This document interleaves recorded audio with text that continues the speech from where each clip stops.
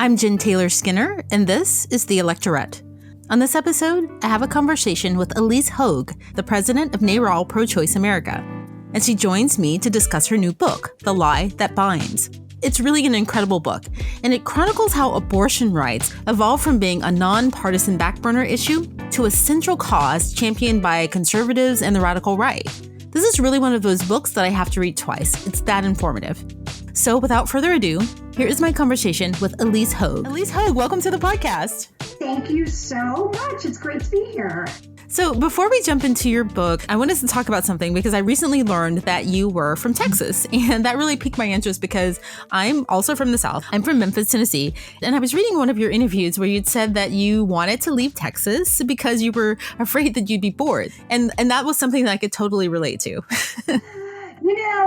It was sort of, I knew that there was a big world out there, and I wanted to experience it and be challenged in, both my own horizons, but also different people and the way different people think and act. And I am so privileged and grateful to have been able to do that. And, I have to admit, and you may relate to this as being from a red state, I have a lot of defensiveness when it comes to people bashing Texas. There are such amazing people. There are such amazing women there, and they're doing such good work. And, you can't judge us by our leaders. You have to judge us by Robert Jordan and Molly Ivins and Governor Ann Richards and Janis Joplin, for goodness sake. And, there's just, and that's true. Everywhere where there's adversity, there are amazing women trying to make a better future. It's true in Tennessee. It's true in Texas. It needs to be recognized. That is absolutely true. I feel defensive about Memphis too. Memphis is amazing. We have Beale Street. There's some things that I wanted to escape too. And that's where I connected with you because I was like, yes, I understand that need to escape, but yet, having these strong ties to my hometown. Yeah, it forms us, and I always say I didn't come from a reproductive rights background. I came to it. And part of that is my experience in Texas and watching Texans, and particularly poor people in Texas and rural people in Texas, being the canaries in the coal mines of these regressive policies that used reproductive oppression to disenfranchise people. So, I really love this book because, I've read some bit of this history in different books, over time, and you just put it together end to end so well, right? And I think one of the things about the Republican Party that happens, I think, when we have these debates in the media and when people talk about it, is we just accept the Republican Party as is, right? Without kind of thinking about how they got here or the illogic of their kind of overarching philosophy, because a lot of it doesn't really make sense, right? But, when you read your book, the Republican Party today is not the way that it used to be. It's not recognizable from, what it was like, prior to 1970, right? You outline how they kind of cobbled together this coalition of these disaffected smaller groups, these Democrats who weren't happy with the passage of the Civil Rights Act and, some religious groups. So what were some of these initial groups in that coalition? Yeah, I would offer that it was a little bit the opposite, right? That every political party has factions. There's no question about it. But, as the sort of book opens, you do see Jerry Falwell Sr., who has subsequently passed, and Paul Weyrich, and a small set of really fundamentalists. They called themselves dominionists, which means they believe God gave dominion to white men over systems, political, economic, social systems. And they are seeing a change in country. Whereas before they didn't have to do very much for white men to be in charge. All of a sudden, the civil rights movement, the women's liberation movement is really challenging their total control over power systems in the country. And they mobilized to political action fighting school desegregation. And, what you see, it's a long book, it's a long story, but what you see throughout the book is that an establishment GOP, which, you still had neoconservatives, you still had social liberals and fiscal conservatives, they were not finding enough to hang together. And they were like, well, maybe we should let these folks in. People who hadn't been voting, evangelicals, were voting all of a sudden. Maybe we should add them. And then there was creep, right? And then they got more and more hooked on a constituency within their electoral coalition that increasingly represented a small faction of the country in their views. And they were walking this tightrope. They were making deals with the devil. And they, one of the, I think, important points of the book is that the artifice around abortion, which seemed great to them at the time, and I'm sure we'll discuss that, really put them in a bind, because it was one place where they were kowtowing to this extreme minority, and they knew they didn't have public opinion on their side. So it was a constant balancing act. And what ended up happening is these radicals increasingly overtook the party with each subsequent election. And Trump is the ultimate manifestation of that. Is it fair to say that these kind of factions that they cobbled together, the one thing that they had in common, the one thread, is that, all of these grievances that they had would, if you bought into those grievances, it would in some way hold up this kind of white patriarchal power structure, right? Like if you reject 100%. Yeah. Okay. Yes. And, it really, you look at the convergence of Phyllis Schlafly, who had defeated the ERA, and Jerry Falwell and Paul Weyrich, who had sort of lost on school integration in courts and in public opinion. And they shared one thing in common, and it's really evident in where we've gotten to today, right? Which is very strong commitment to propping up a white patriarchy. Right, exactly. If you were against the Civil Rights Act, perfect, right? If you're against women having freedom and reproductive justice, great, perfect, come on in, right? Well, and I think what we found, the central lie is that they were ever driven by a moral concern for the outcome of individual pregnancies. Nothing could be further from the truth, right? What they actually found is by making abortion the tip of the spear, that they were able to identify a constituency that bought into their control agenda. And this remains true today, that if you look for people who are comfortable with denying women the fundamental right of bodily autonomy, with reproductive oppression, you've got people who are actually pretty comfortable with opposing other forms of social progress. And that's true at the grassroots level. That was actually just reconfirmed in a poll in 2019. But it was true, and we write about this in the book, for the Federalist Society, which obviously is a group that has dedicated itself to capturing the courts in support of this white patriarchal agenda. And they found the same thing, that if they made opposition to abortion and support for reproductive oppression a litmus test, that it was a really good sign that the lawyers and judges they were cultivating would stand by the rest of their agenda. Which I have to say, when I was thinking that, I was reading through the book, I was thinking, that is so clever. It's not right, but it's very clever, and effective. Well, they've been successful, but I think their success relied on three things that are really, really crucial for us to understand in order to fight back. The first is that they banked on deeply seated feelings about women who have sex outside of the goal of reproduction, and judgment that goes along that. And then, of course, with an overlay of race, and the sort of stigma of single parenthood in this country, that would keep the majority who supported legal access to abortion silent, because there was so much there that people weren't comfortable talking about, and they were right? Our silence is exactly what they banked on. The second piece of it is that they actually were willing to use a lot of disinformation and propaganda, because, again, remember, abortion was, or I should say legal access to abortion is very popular in this country. And so what they did was build a lot of fake science, health disinformation, medical disinformation, to really scramble the signals and the narrative on that, and lean in really, really hard to really tell complete medical inaccurate stories about what reproductive health means and is about. And we see disinformation really damaging our culture and our society now. And then the third is they always recognized they didn't have public opinion on their side, always.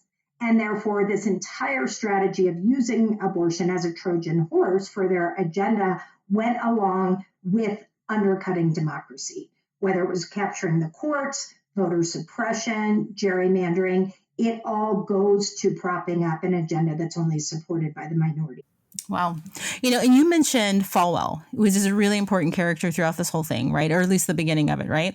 And I think it's really hard for people to imagine that at some point the religious right weren't really interested in Roe v. Wade. Like, this was not on their radar. That was the beginning for me of like, what is going on here? I am from Dallas, and the leading evangelical pastor at the time that Roe came down was a man by the name of W.A. Criswell. I actually went to grade school with his granddaughter, and he released a statement after the court decision came down that said, okay, it seems like what's good for the mother is good for the family.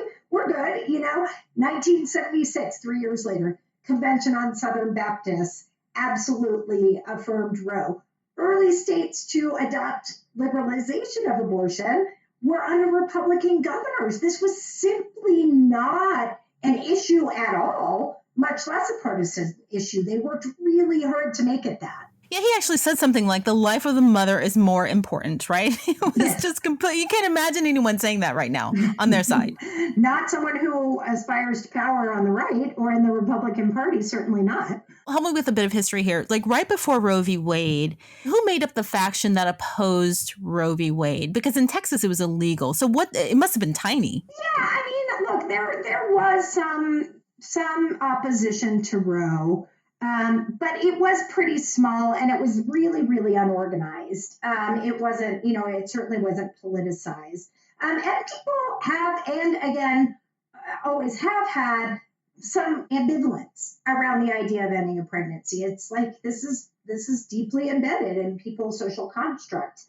However, what people really united around was the idea that life is messy, things happen, and when they do, it shouldn't be up to politicians to decide. It is not a role for government.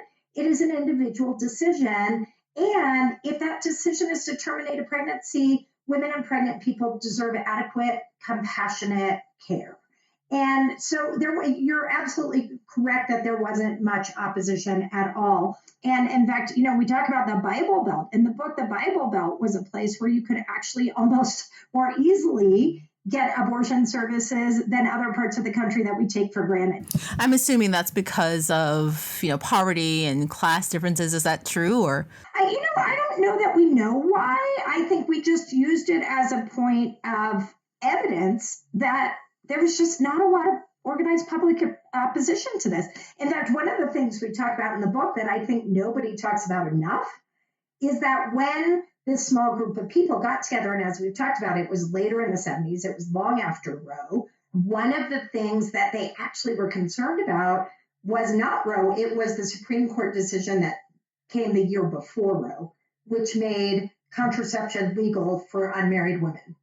So all of a sudden, you had unmarried women who could have sex without consequence, which was just like, oh my God, like, how dare they, right? Yeah. But even more, what happened is that women were no longer leaving the workplace because they were unintentionally getting pregnant. And so they were challenging this white patriarchy, in very significant economic ways. Women wanted pay equity. Women wanted access to the C-suite. And by the way, abortion services and being able to terminate a pregnancy is absolutely crucial to everything in your life, your job, your economic security, your education, the family you already have. But contraception has had far more sweeping consequences, positive, for women being able to lead their own lives, right? And so that's really what they objected to, or at least part of what they objected to, but they knew it was too popular for them to take it head on. But every time someone's surprised to hear that someone who is anti-choice, anti-abortion also opposes contraception, because logically that doesn't make sense, right? I have to remind them it's about an ideology, and the ideology is that women should be in control of our own lives. It's not actually, again, this is the lie, it is not a singular objection to abortion as a medical healthcare procedure. So in walks Phyllis Schlafly, right? Mm-hmm. And she is a character. Like, she takes advantage of this like I've never seen before. So just talk about what she brings to this coalition and how she uses this idea of like performative white femininity to this whole thing. I mean, she was good at it. Again, Very good at it. She was very good at it, and she is one in a long line of white women who have used white femininity to hold back social progress for women writ large and certainly women of color. It's been incredibly damaging to feminist politics, and it is one of the things we hope people walk away from the book with is like, we cannot be divided along racial lines because that is a rut for everyone. But Phyllis Schlafly is a woman who desperately wanted to be taken seriously in the Republican Party for her foreign policy credentials. She was a nuclear hawk. That was her passion. She found that she couldn't, right? Why? It's a boys' club. She can't be taken seriously. But what she found is that if she was willing to put a female face on opposition to gender equality, in that case, the Equal Rights Amendment, which was absolutely coasting towards ratification when she took it on, that she could be accepted into the club and she could build power that way. And she sold out the rest of women for proximity to power and privilege, no question. I think that, what is important to understand about Phyllis Schlafly is she too really didn't care that much about abortion at all. She did not fight the ERA having anything to do with abortion. It was all about a women's places in the home and, oh my God, we're going to be drafted.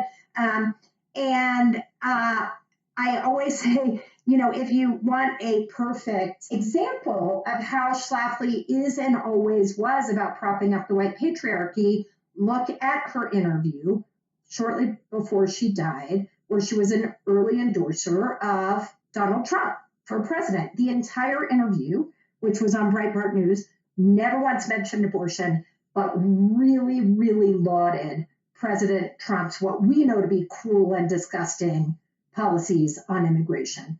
She thought they were great. And that is like Phyllis Schlafly in a nutshell. I have to look that up. I haven't seen that. And so here's the interesting thing, the irony in all of this. So she was, and this, I'm just making a statement out loud, just thinking out loud. Like, she did all of this for her own power and her own political gain, which she couldn't get a foothold on because of the patriarchy. It's amazing. I know. It really causes you to go, wow, huh. Look, the story is long, or the list is long, of white women who are willing to sell out other women, and particularly women of color, for proximity to power by playing up to the patriarchy. I mean, we saw it just in the most horrific way when Susan Collins chose to be the one who made the speech and cast the deciding vote for Brett Kavanaugh over the cries of so many women in this country. We see it in Kellyanne Conway every single day. But there's no question, she was the matriarch of that sort of movement in modern times. Yeah. So you recall a conversation in the book where they were trying to think like, what's the thing? What's the missing ingredient to our, gaining political power here, on the right? And, they settled on abortion. Like, it was actually a conscious thing. How do we know that call happened? Yeah, it's been documented by people who were either on it or told about it. So we took all of our research from primary documents, and people have reported on it. Dartmouth professor reported on it. There is no transcript of the call, but there are first-person sort of accounts of what happened. Right. That just seems so sinister to me. You're having this conversation. You're thinking like what is it? Oh, let's take away women's bodily autonomy. Half of the population. What's interesting to me? So it is sinister. It's also incredibly cynical, right? It's very cynical. But as we get into the modern times and we look at Trump, who nobody assumes holds any kind of deeply held principles around these issues, right? Is how transactional people who just ultimately believe in male power will be. So it's like, do I think Trump is on the record as having supported legal access to abortion when he was in New York and when he did fundraising. He did a fundraiser for NARAL in the 90s, He didn't do one, I should say. He attended one. There's records of his attending one. But it was really, really easy for him to sell out bodily autonomy because he just doesn't think that much of women generally, right? And I think that that's what we saw in that conference call as well. Yeah, well, he doesn't think that much of just people, just humans, Fair right? I mean, enough. oh no, really. Fair I mean, enough. No, he you're just right. doesn't. And I think a lot of people, when we recall who he was in the 80s and 90s, people are surprised. But he just really wanted proximity to power, which is why what he's doing right now is perfect, right? Yeah, I mean, I think it's a little bit more than that. I mean, I think that Donald Trump is really cut from the same cloth as Paul Weyrich in that he believes in white supremacy and he believes in male supremacy. And so the West was details. Your position on abortion access, details. The ideology was the same. Yeah. So one of the comparisons you make, which is really apt, is how Reagan was the Trump before Trump was Trump, right? In relation to the radical right. And he was really a central figure here in the connection between the religious radical right and politics. Because before Reagan, I think a lot of establishment Republicans kind of shied away from them. Like they didn't fully embrace the radical right or the religious right, and they embraced him. And, this marriage was born. Yeah, and the fact that as governor of California, he actually signed laws legalizing abortion didn't even cause them to bat an eye, right? This is supposedly their central issue, but it didn't even cause them to bat an eye. He was actually an underdog as a candidate. It was his willingness to, again, align around this agenda that propped up white patriarchy. The details could be worked out that allowed them to make this alliance. And the ability of the Weyrichs and the Falwells to then feed energy into Reagan's campaign that established them as a super dominant force within the GOP coalition. Now, I will say, because we talk about it in the book, that Reagan actually did disappoint them on the issue of abortion because he didn't do much on it. He didn't talk about it much, while satisfying them enough on moving the underlying agenda to limit social progress that they kind of stayed silent on it, but then vowed to find someone who would be the whole package later on. Yeah, but they kind of had a similar relationship with George W. Bush because he was one of those people who was disappointing to them, right? But then I think it was his second term where he, had a change of heart and he, started talking more about the Bible. Is that right? Well, I mean, I would say they were more disappointed with both senior and junior Bush. Senior and junior Bush, being Texans as well, had a long history of supporting family planning in ways that made the right deeply uncomfortable. And even though junior George W. Bush had a real conversion when he got sober to a more fundamentalist Christianity than he was brought up with or his parents held, so that made him a little better. And the politics had changed more. And so he was more willing to lean into anti-abortion rhetoric. They never totally trusted him. And I do think this was something that people missed in 2016, believing that Jeb Bush was the presumed nominee as soon as he threw his hat in the ring, is that the part of the party that supported the Bushes, they were really neoconservatives. They no longer were dominant in the party. And because both Bush presidents were so disappointing to the radical Dominionist right, Jeb never stood a chance. And so when Trump, snagged the nomination, I guess I'm just trying to figure out which direction the relationship went. Were they courting him or was he kind of courting them or was it kind of a dance in both directions? That is one of the central things we talk about in the book. We call it the tightrope, right? Everybody thinks they're playing everyone else. And you've got Republicans who have to run for and win elections who know that the public does not support them on these issues, on issues of abortion access, on issues of contraception. You've got a hardline radical right who has made abortion central to their story and their rhetoric, who believes that they can keep pushing and pushing and pushing. And what you ended up with was this sort of unholy matrimony that absolutely required the Republican Party to undermine our basic tenets of democracy in order to maintain power because they didn't have popular support. So you don't have popular support, how are you going to maintain power? Voter suppression, right? Disenfranchisement, gerrymandering and redistricting, and capturing the courts. And the more aggressively these people courted each other and the more the radical right pushed the electeds to say things that were unpopular, the more they had to double down on undermining, basic tenets of democracy in order to keep power. Well, yeah. But they must love him because, under Trump, the showman, who has no scruples, like, he started to inject words that hadn't been used before, like execution, right? Mhm. And infanticide. Yeah, that's all I have to say about that. Just, And I think what Trump showed to them, because there was a lot of this push and pull, and how do we stay balanced on the tightrope? And just in 2012, 4 years before Trump was elected, a Senate candidate in Missouri named Todd Akin went down in flames when he had been reading for comments he made about legitimate rape and abortion. And it changed not only the trajectory of that race in Missouri, but actually the whole national conversation. And at that time, the GOP operatives were like, oh my God, we've gone too far, right? You're not supposed to say the quiet part out loud. Shh, shh, shh. And they brought in none other than Kellyanne Conway to do the boot camp, to say to the dude, stop talking out loud about these misogynistic, terrible things. We're going to lose the women we need. And she crafted this whole pro-life feminism. If you could see me, I would be doing air quotes around that because I don't believe that's a thing. And so they had done all of that. And then all of a sudden, 4 years later, you had a guy who was completely unapologetic about all of this. And because he never, ever backtracked, he just kept going. Women should be punished and, the wall should be built. And he won. They were like, oh, whoa, we have a whole different permission structure around what we say out loud.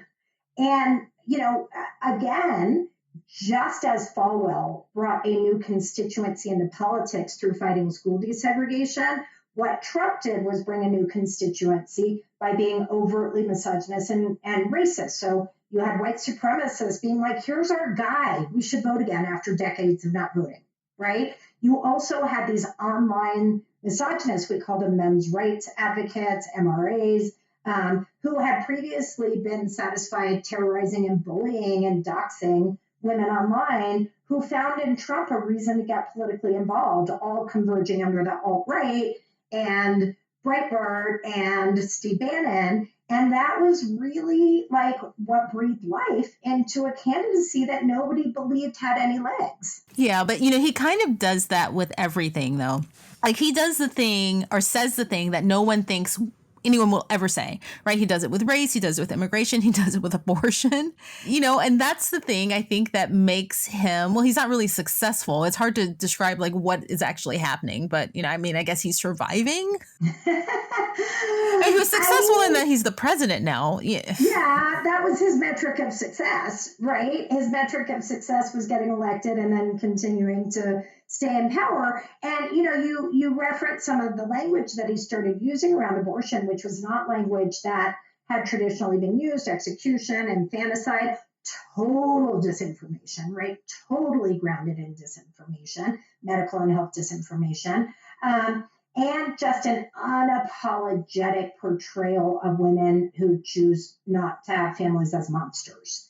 And we see that impact that Trump has had on the debate, not just in the fact that he's president, but what I say is pre-Trump, the anti-choice movement was very, very, very careful to paint women as victims of abortion, right? And that's how we got all of these terrible laws like waiting periods, because we can't think unless we have a government mandated timeout, or mandatory ultrasounds, because, we're just kind of befuddled and don't know how to make these decisions for ourselves. So we need all of these things done to protect us. What happened after Trump, and this was a question of style, not substance, believe me, people who agree on substance, is that they were like, oh, wow, we can go further than we thought. So the laws post-Trump paint women not as victims, but as perpetrators. So all through 2019, we tracked these terrible abortion bans and forced pregnancy laws that carry jail time for women, right? Yeah. Allow for police to investigate miscarriages. In my home state of Texas, they held a hearing on capital punishment for women. Oh my God. Who seek abortions. And that is very much an impact of Trump leaning into the extraordinary misogyny that paints women as perpetrators, but also his penchant for cruelty. Yeah, but again, the irony here, and we don't need to go into this any deeper, but the irony is that he doesn't care about like he just doesn't care about religion or anything, right? Well, but he's perfectly happy to control and oppress women, and that's the whole point. That's the foundation of this entire moment where we're at in this country. And I do remember the Todd Aiken moment. I remember that very, very well. Because I was one of the ones that kind of made fun of him, in that statement, just the ignorance of it. But I can't imagine the way that it played out. That would not happen today. I mean, it's, again, I think it would be different, but I do think there is a growing backlash, right? The Women's March was a growing backlash.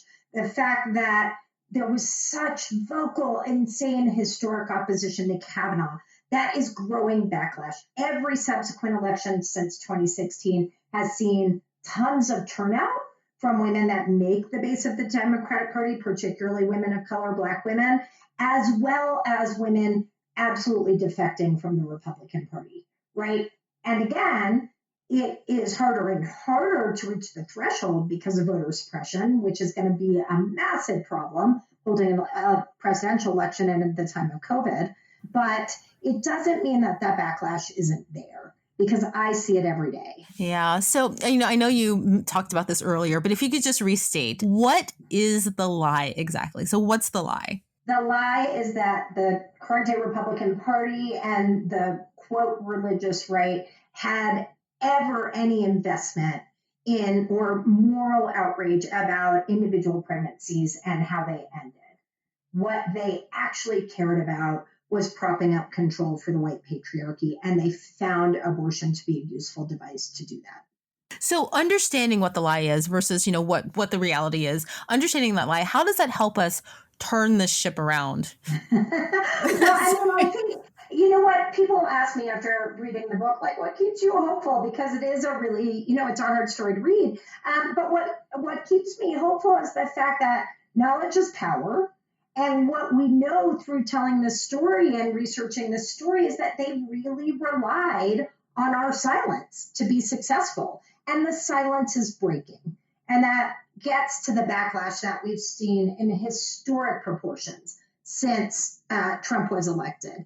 And shattering the silence is a simple act. Being simple doesn't mean easy, but it is simple. It's not like we have to build something new or, devise some giant strategy. We simply have to expose and shine a light on their lie and lay it all out there and ask people to choose sides. And I believe that matters.